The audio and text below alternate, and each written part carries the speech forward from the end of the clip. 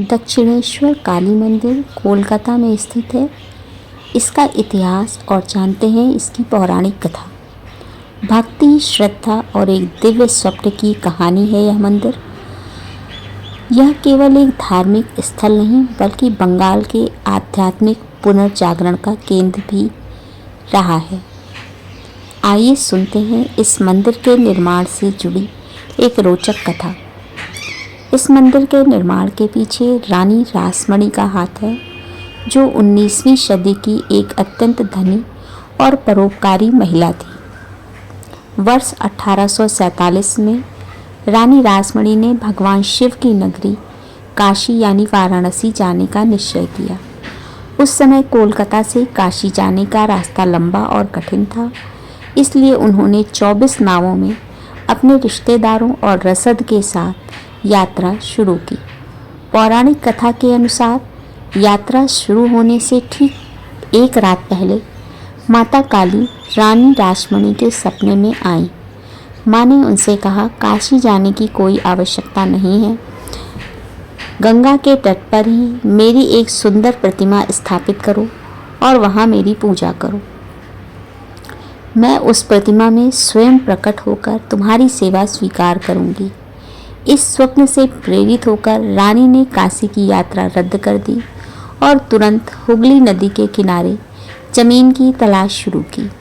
उन्होंने हुगली नदी के पूर्वी तट पर दक्षिणेश्वर गांव में एक विशाल भूखंड खरीदा और 1847 में मंदिर का निर्माण शुरू कराया। मंदिर की वास्तुकला और स्थापना के बारे में जानते हैं। यह मंदिर नवरत्न शैली में बना है, जिसमें 9 शिखर हैं। मुख्य मंदिर माँ भवतारिणी का है, वह जो संसार रूपी सागर से तार दे उनको समर्पित है। मंदिर के गर्भगृह में माता काली की प्रतिमा भगवान शिव की छाती पर खड़ी मुद्रा में है। परिसर में माँ काली के मंदिर के अलावा 12 समान मंदिर, 12 ज्योतिर्लिंग के प्रतीक और राधा कृष्ण जी का भी एक मंदिर है। मंदिर का निर्माण 1855 में पूर्ण हुआ और 31 मई 1855 को बड़े उत्सव के साथ माता की प्रतिमा की स्थापना की गई। रामकृष्ण परमहंस और दक्षिणेश्वर मंदिर का उल्लेख।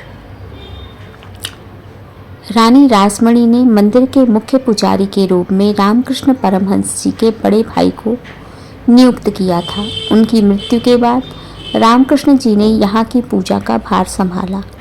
यहीं पर रामकृष्ण देव माता कालिका के साथ एक बालक और माता जैसा जीवंत संबंध स्थापित किया था। वे अक्सर माँ काली के सामने की उनकी प्रतिमा के सामने घंटों ध्यानमग्न रहते और उनसे बातें करते।